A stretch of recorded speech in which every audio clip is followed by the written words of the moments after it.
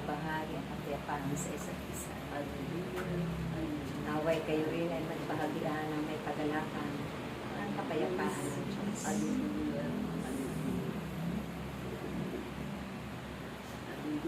Maraming salamat aking mga anak sa araw na itinakda ng Diyos sa bawat isa.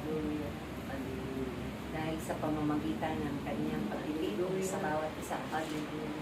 Narito sa banal na lugar na ito. Ito ang itinakda ng Diyos upang kayo ay magpagtipan sa amin namin.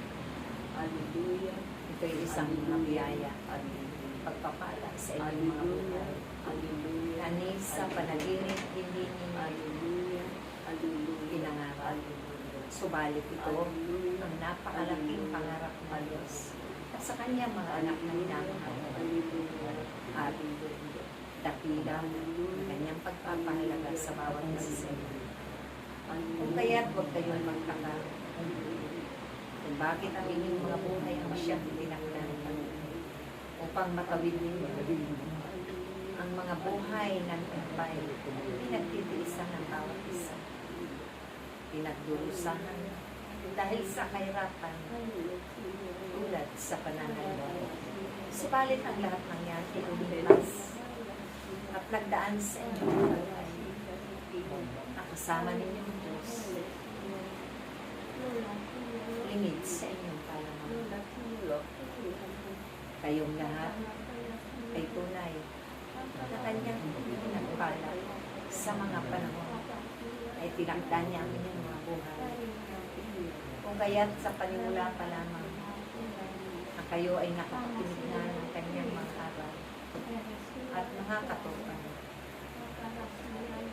Yan ang napakasaganang pagpapalang biyaya na hindi matutungbasan ang biyaya ng makasakit ka. Walang sintola sa aking pag-ibig. Kaya't sa aking kapuspusan, kayo man ay nanatili. At napagsumikapan ninyo na mapaglabanan, unti-unting talikuran ang mga kasalanan. Magpanggang sa ngayon, nanatili kayong sumusunod at tunay na nanampalataya sa Diyos na tumawag at pumili. Kung kaya't ang mga buhay ninyo ay tunay na itinalaganan ninyo sa paglilingkod sa Kanya. Kahit minsan man may nararanasan kayo o dinaranas ng mga kahirapan sa buhay pasanin sa buhay. Subalit sa pamamagitan ng aking kapangyarihan, tunay at tiyak kayo na nag-aantay ng pagpapala ng pangako ng Diyos. At ito man naman ay inyong pinanghahawakan lagi. Pinatitibay ng Diyos ang inyong pananalig at pagtitiwala at pananampalataya. Na kailanman hindi kayo mabibigat. Hindi kayo tatalikod na muli sa Kanya sa pamamagitan ng pamamahalan. At ito'y sinaktuparan niya ang ayos sa Kanyang kalooban. Mga bagay na hindi paniniwala ay ganyang isinasanay sa inyong lahat sa araw-araw upang kung dumating man ang mga salot ng pagsubok, ito'y inyong mapagtataguan. Kailanman hindi kayo mahihirapan at hindi kayo mawawalan ng biyaya at grasya ng Diyos. Hindi kayo iiwanan ng Diyos.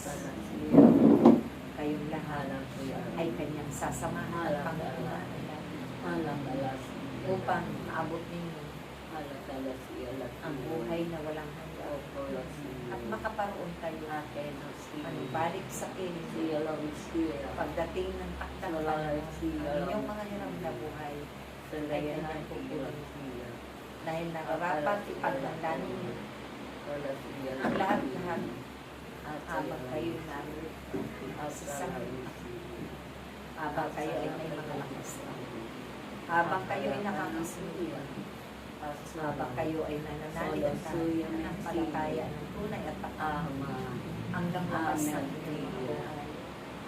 Kung kaya, ang mga bagay na kaloob niya ay inyong pakaiingatan, pahalagahan lagi, upang sa takdang panahon kayong mga lahat ay uling sama-sama na magpupuri doon sa panahon, makakasama ng mga angeles, ang mga banal at mga santos, at ang inyong mga kapatid na naunang dahil ang inyong buhay ay nararapat manumpalo sa Diyos. Hindi ito doon makarating sa dagat-dagatang impyerno na naroon ang pag-ius. Kaya magtanim kayo ng kabutihan, magbahagi kayo, magpalaganap ang inyong pag ninyong panghihinayangan, may mga binubol na araw, panahon, mga oras sa pagkakataon sa piling ng Diyos, dahil ang lahat ay may ganting pagpapala sa kanyang. Kaya, lagi kayong magkaisa, sama-sama sa manalangin ng paghingi ng awat na pag sa kanya para sa inyong mga kapwa-tao sa sanlibutan. Maraming salamat aking hanggang sa muli natin pagkakita. Sumayin lagi ang biyaya at grasya ng Diyos. Naway kayong lahat ay laging magkaisa at magkatipon sa kanyang pangalan. Yes.